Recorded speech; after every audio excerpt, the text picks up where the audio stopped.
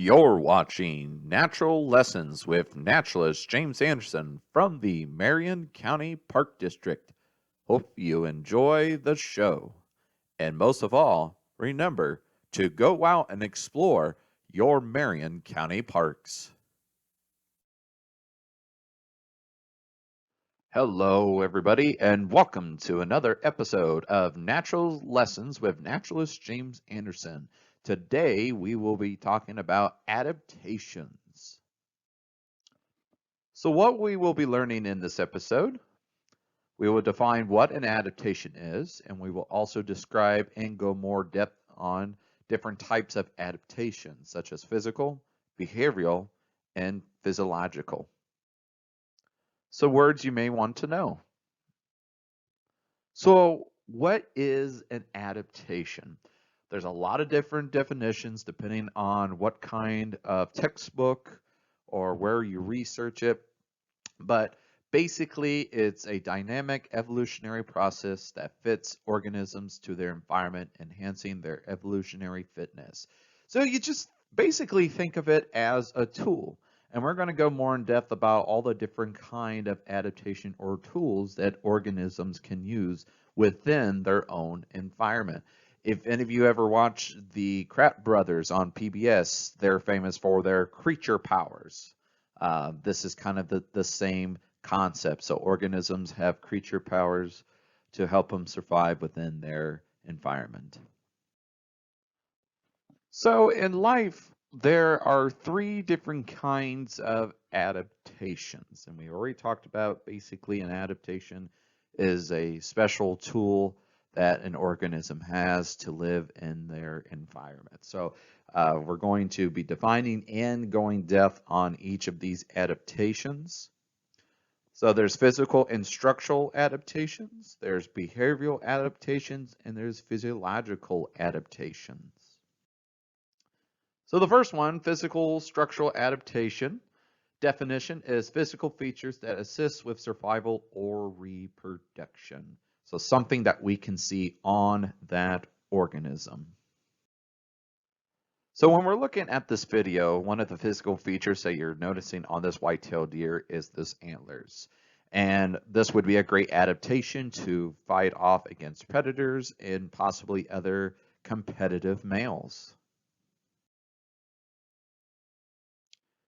Then we have turtles. Turtles are famous for their hard shells, which would be a great physical structural adaptation to fight against predators.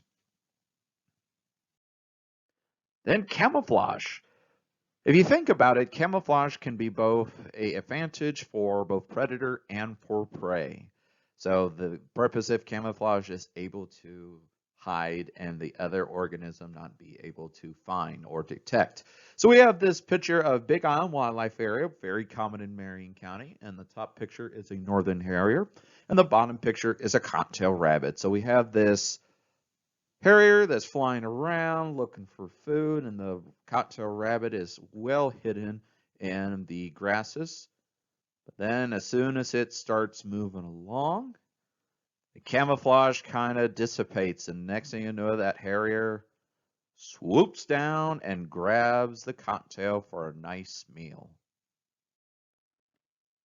Now, when we think about physical structural adaptations, we don't really think about plants, but if you think about it, the bright colored flowers that we see is very important for plant life because having these brightly colored flowers will attract pollinators, bees, wasps, mosquitoes, butterflies, hummingbirds, moths, you name it. So it is very important for these guys to produce the bright colors so the pollinators can buy and help with pollination so that the plants are able to continue their cycle and produce fruits and seeds for the next generation.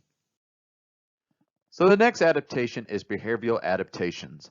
The definition is things that an organism does that gives us some sort of benefit. Most are inherent behaviors, which means they are born with the ability and the drive to do them. So if we look at this short clip video, we have a skunk, striped skunk, very common in Marion County, state of Ohio. Warning coloration is a very great behavioral adaptation, because as you can see, the skunk is very upset. He's lifting his tail. He's telling predators or other threats that, hey, stay away from me. I will use my spray. Now, the spray is usually the last defense because it takes a while to replenish that new spray. It usually takes about 2 weeks. So again, they usually lift up that tail, and usually predators will listen to that skunk. So again, that's a great behavioral adaptation. Butterflies. A lot of our butterflies are uniquely marked. Now, yes, this could go under the physical structural adaptation, but if you think about it for behavioral wise, a lot of times when these butterflies are upset or feel threatened, they will find a branch or a rock or something, and they'll just start flapping their wings. If you look on the picture on the left, this is just a common buckeye butterfly, and those large spots look like large eyes, owl eyes usually. They're trying to imitate. So they'll tell the predator or threat, stay away from me, I'm dangerous. Again, using that nice warning coloration is a great behavioral technique. And then staying in a group. You want to think about this as an adaptation, but it is actually quite smart because you have to think about these animals have to learn how to cooperate with one another. One of the members of the group has to be the scout. One of them has to be almost like a leader or in the pack. And others will have different duties, different jobs, just depending on what organism you're talking about. Now, not all the times organisms will stay in groups. Sometimes it's just for a season. Some is for life, like wolves. But it is a really great, again, adaptation to have to fight off against predators. Canada geese is also a very great example of this. We usually see geese in large flocks, and again, you're always having that one goose or two looking out for the rest of the flock.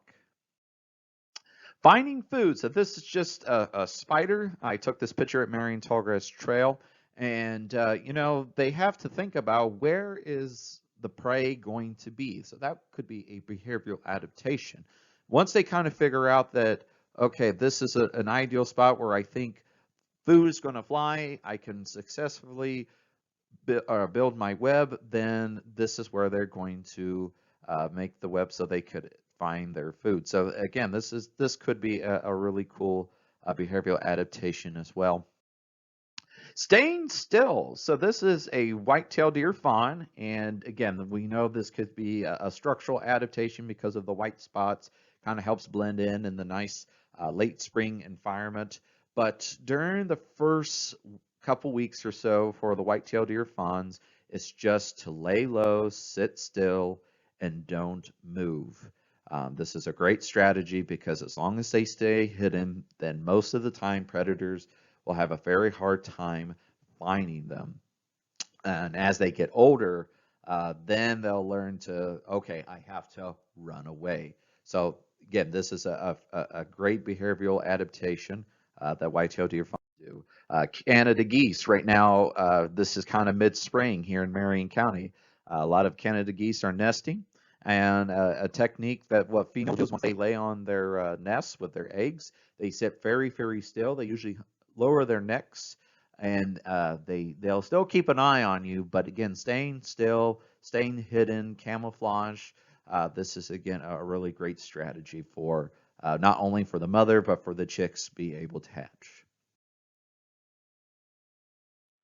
All right, so for our last adaptation, we have physiological, which means things that an organism body does without necessarily having to consciously tell it to do so. So some of our examples will be producing a defense mechanism. So this is a copperhead snake, which is one of the venomous snakes in the state of Ohio, mainly common in the southern portion of the state. And because it is a venomous snake, it does produce venom, as we're seeing in this video. It is striking because it feels threatened. So again, this snake is not saying, hey, we have to produce more venom. Its body is doing it all by itself.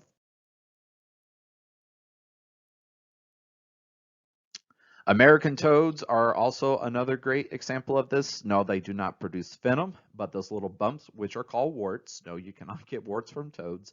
But what they hold what's called bufotoxins. And when you hear that, you're like, oh no, that sounds kind of scary. It's okay if we touch the toad, that's fine, but it's if we were going to bite down into it, then those toxins can release, and if we ingest that, it can make us sick. Some species of toads are actually very poisonous and can kill. But for the American toad, it would just make you very, very sick. So again, this is a great example of a defense mechanism for psychological adaptations. So another example is preparing for the elements. So we think about some of our mammals here in the state of Ohio in Marion County. We have a white-tailed deer and we have a raccoon. So during the winter months, we know that typically winter is cold. These animals aren't able to go out to the store and buy new thick fur coats, so they have to able to produce more fur.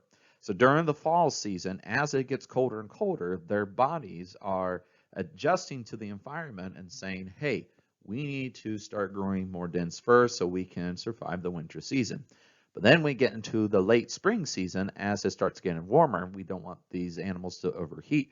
So the body is saying, all right, we need to shed off some of this thick fur so we don't overheat during the summer season. So this is another great example of psychological adaptation. And kind of go along with that, we have a weasel. A weasel and snowshoe hare are really, really unique.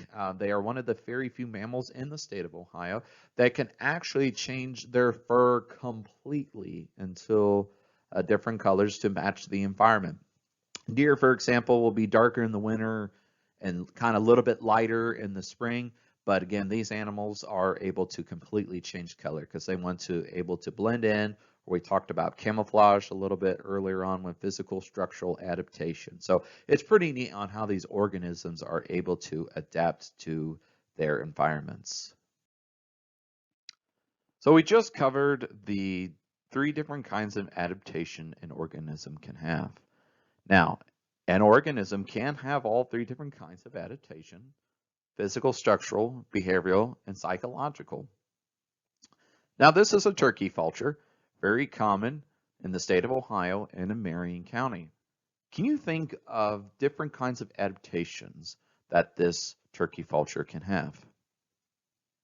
All right, so as you can see, there are quite a few examples. We won't read them all, but for physical structural, big thing is they have large wingspan for gliding, hooked beak for tearing flesh. For behavioral, they do migrate down south to warmer climates. If feel threatened, they will throw up. And for psychological, they have a great keen sense of smell, and their stomach acids are able to kill harmful bacteria and viruses and halt the potential spread of diseases from rotting carcasses. All right, everyone, I hope you enjoyed this episode. Now, we will be definitely coming back later on in future videos about adaptations.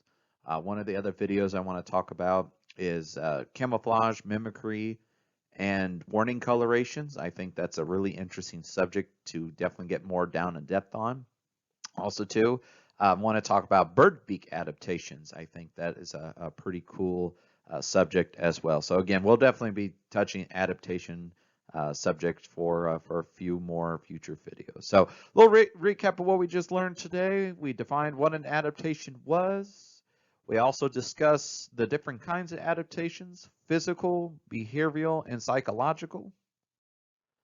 So luckily in this presentation, we had a lot of local photography within Marion County, and I'm very, very glad that we did. I'm not going to name everybody on this list, but if you know any of these local photographers, definitely shout them out a big thank you, because without them, we would have to grab all the images from Google. And don't get me wrong, there's a lot of great images on there, but it's always great when you can find sources within your own county. So luckily, about 85–90% of the photography you have watched in this presentation came from Marion County, Ohio, and from all these wonderful photographers. So thank you again, guys. So some other photos came from pixabay.com and unsplash.com. So if you guys want to contribute some of your local nature photography for our next Marion's Natural lesson with naturalist James Anderson, you can message us on the Marion Tallgrass Trail or the Marion, Ohio County Park District Facebook page, or our Instagram account at Marion County Park District. So we're just going to leave you off with adaptability is about the powerful difference between adapting to cope and adapting to win, Max McConan once said. All right, guys, have fun, be safe, but most of all, go out and explore your Marion County parks. I'm naturalist James Anderson, and you're watching Natural Lessons.